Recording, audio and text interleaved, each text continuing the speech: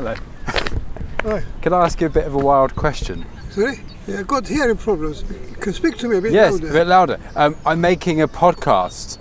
Making a pot? Podcast. It's called Strangers on a Bench. And the idea is I talk to people I don't know. Oh, I see. People like On me the sitting on a bench. bench. Well, sit if you like. I mean, you could have called anything. I mean, if I can't hear what you're asking me.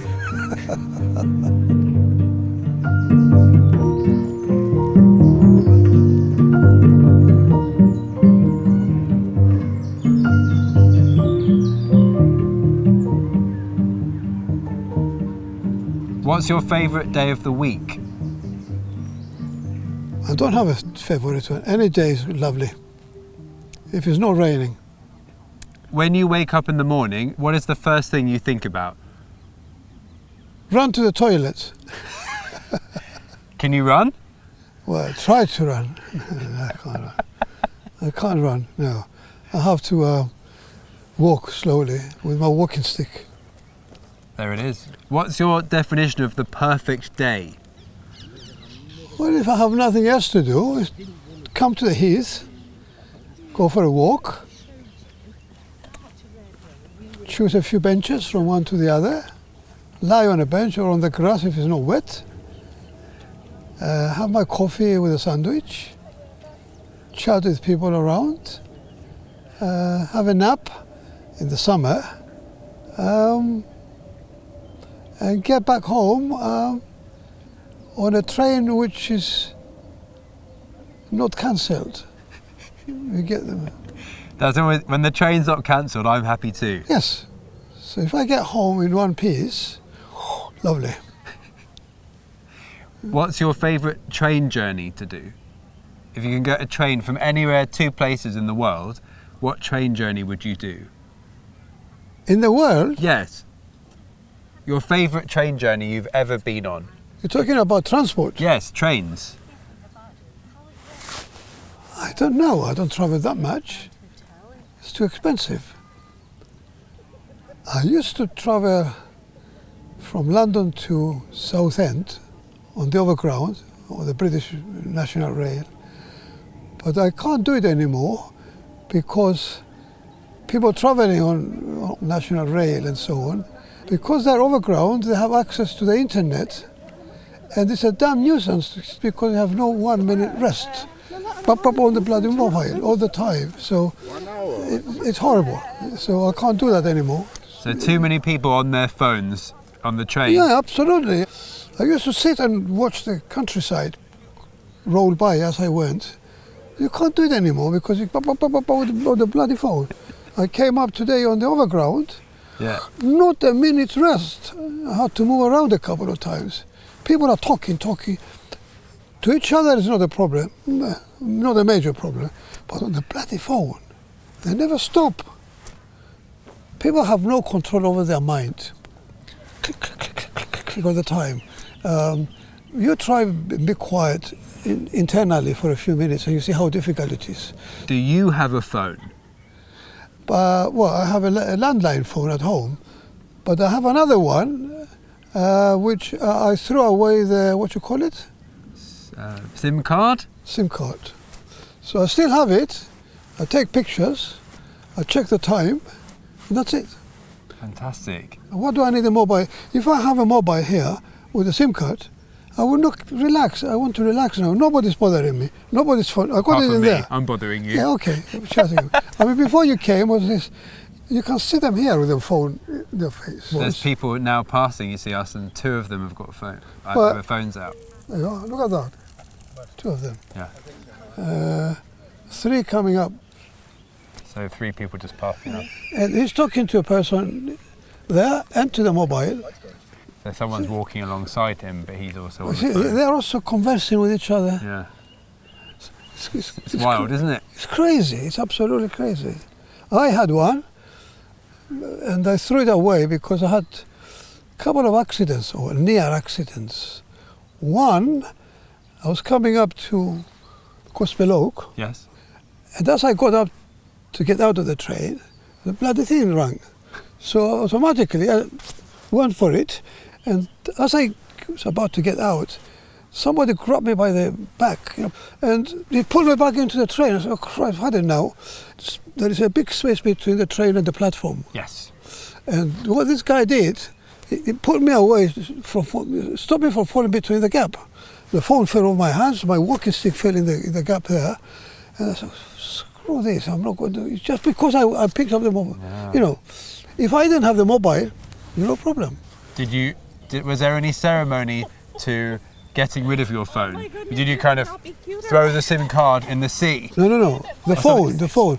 I threw it in the pond. You threw it in the pond? Yeah. You did it? Yes, because I was so angry with the bloody thing. I threw it in the pond. I don't want any more mobiles. Forget it. Did anyone see you throw it in? Did you do it? What can you remember how you did it? Did you do it in the morning or in the evening or in the middle of the night? No, at the end of the day, sort of late afternoon. And so you just big throw, chucked it in. The mixed pond. Sitting at the pond there. So, how did it feel? No more. How did it feel when you heard the plop and the splash? Well, I felt relief. So when I'm here, that's it. Do you think more people should throw their phones in ponds? Well, I don't know. How would you convince them? Not put them in the pond, because that's really quite extreme. Well, it's extreme because you are polluting. Oh, that's true. So take it to some place. But no, make less use. Put it away and have a rest.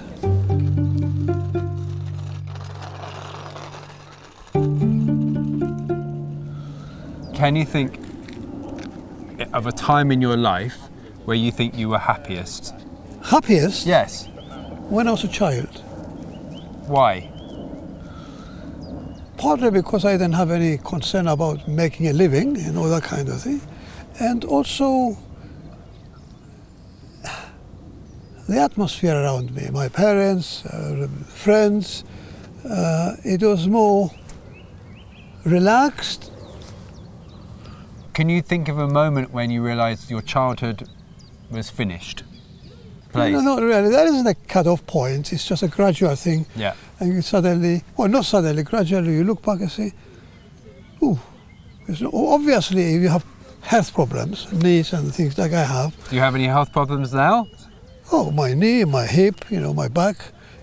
You are reminded most sort of powerfully when you want to run. I can't run. I would fall down. What would you do? When I look at these kids running around, it's a joy to see them running. Yes. And then I think, I can't do that anymore. I can't climb up. But can I ask you a question? Yeah. What would you do if, say, tomorrow I was a magic doctor and I could make it so you had no problems with your body? Oh. What would you do tomorrow? Christ. For one day, what would you do? I don't know what I wouldn't do. I mean, given where I am, I'll be running up and down, turning somersaults on the grass, go to the pond over there, dive in, close. You could find the phone. Yeah, climbing up on trees as a child. Oh, it's great. Fantastic. See that tree over there? You could climb up there. No, you could get up there. It's tempting, that one, to go and climb. Is there anything good about old age? What is good? There must be something. No, there isn't much you can call nice, because the body breaks down slowly. You can't do this, you can't do that. So there's not one good thing about old age. That's one good thing, yes. One. What is it? You can do anything you like and you don't give a damn what people think about it. Stick two fingers to them. What can they do? So you can be a bit cheeky now? Absolutely, I don't give a damn. What was the last cheeky thing you did? Well, I don't know. Come on, you must have been done something unpleasant cheeky. Something really unpleasant. But no. But yes, this is the only good thing, because you don't care anymore. You can say, I'm old, I can do anything I want. Yeah. Can you guess my age? Your age? Can you guess how old I am?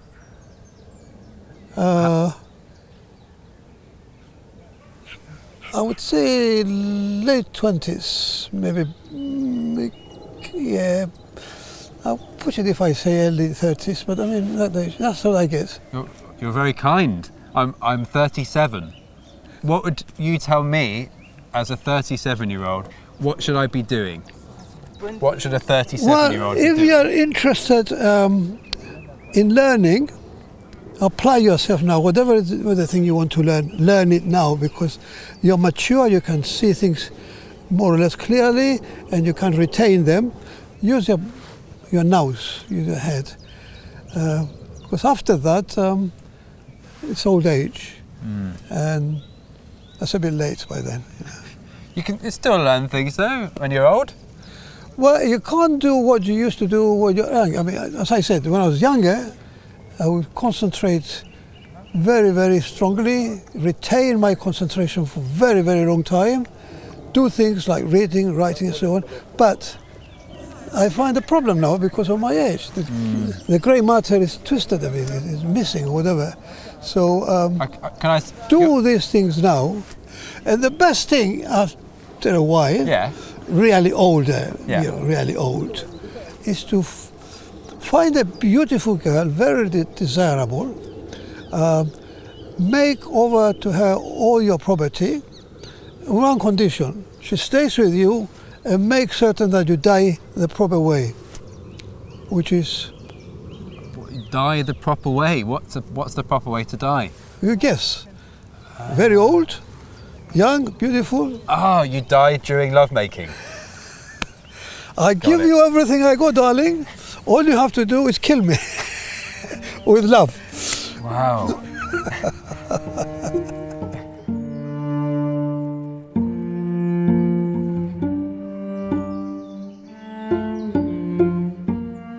Tell me about your parents. Were you very close to them? Oh yes, both of them. They passed away, obviously, some while back.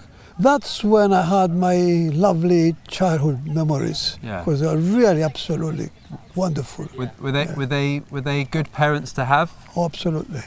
What did they do well? Well, my father was a bit strange in a way, because he was a bit of a authoritarian. Yes. And he used a stick. It was the belt actually, it's a belt he used when I was very, very young, which I didn't like. When you were naughty? Yes, I mean, nothing major naughty. I mean, it's just, you run away, you don't do what he says or whatever. I mean, nothing major, you know. Come here, you know. And I have to bend down, and you use the belt. And what I hated about that is, it hits you on the back, but it goes round to your tummy, which is not very pleasant. That's so I thought, it's only way I'm going to stop this.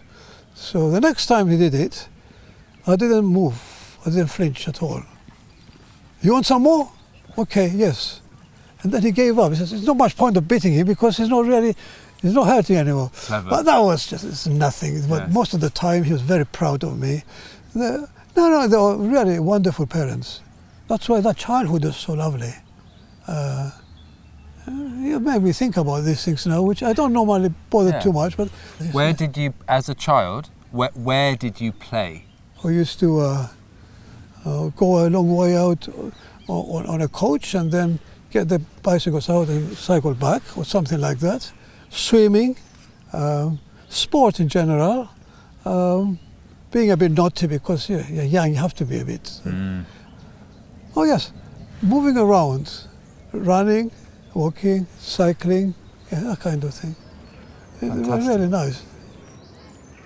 Hello. I don't know her. Do you know what they call these things? The dogs? What? The little dogs, aren't they? Are they chihuahuas? Is that right? Chinese breakfast. Chinese breakfast. I tell them sometimes and they don't like it. I bet they don't like that. I bet they don't like that.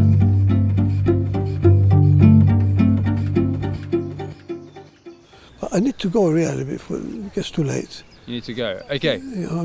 Can I ask you one more question, please? Just one. Okay. What are you going to do next? Should be now? Yeah, or generally. Oh, now I'm going to see if I see my friends, exercise my legs a bit before it starts raining. Generally, there is an expression called waiting for God. Waiting for God. That's it. and waiting for time when I begin to push up daisies. I hope it's not for a while. Well, I don't know. I think you're doing all right. You seem quite fresh. I don't put too much on necessarily promoting life for the sake of promoting life. I saw something in the paper the other day. Yeah. Cleese, isn't it, the comedian? John Cleese. John Cleese. I mean, I like him. He's a great comedian. And what I saw was that he has a knee replacement, 2 hip replacements, and for the last 20 years, he's been paying about £17,000 a year for what do they call it? Stem cell replacement. Yes. And it's a hell of a lot of money. £17,000, and lots of people starving just to keep you fresh. And I feel pity for that, really. If the time comes, it comes. It's done. You know. What do you want to happen at your funeral? Who cares? I'm not there anymore. I'm fucked up. I'm dead. I think the best way, if you really push me, I'd say, lay me out here and allow the dogs to eat me. You know. The dogs. The dogs. Yeah. I mean, I own a grave. The first thing ever in my life I owned was a grave. That's the first thing you owned? The first thing I ever owned was a grave. Wow.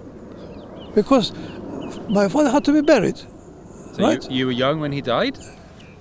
Well, fairly young. I mean, in my 20s, 30s, I can't remember now. Okay. But so I had to buy it, and we buried him there. And I don't know if the slab is still there with his name, but I kept getting letters from those people, the cemetery people. Yeah. If you pay so much more, the ownership will be extended for so many years. So I said, what the hell do I want it? I mean, to carry on owning a grave? I don't know what happened, actually. I never bothered to respond to that. So, actually, out of curiosity, I'm going to get up there one of these days. Have a look. Get a friend to drive me there, look for it and see if the slab is still there. I doubt it. I think it's gone now. Summer nights and cold milkshakes, some detective you would make. One day I'll be gone, no more phones in the mixed pond. This could be your home, born into the world with a tombstone.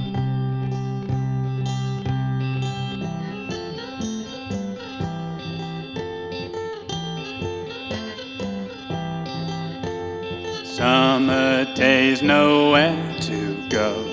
One last dive with aging bones. You could rest in peace, knowing that you'll never be. Knowing that you'll never be John Cleese.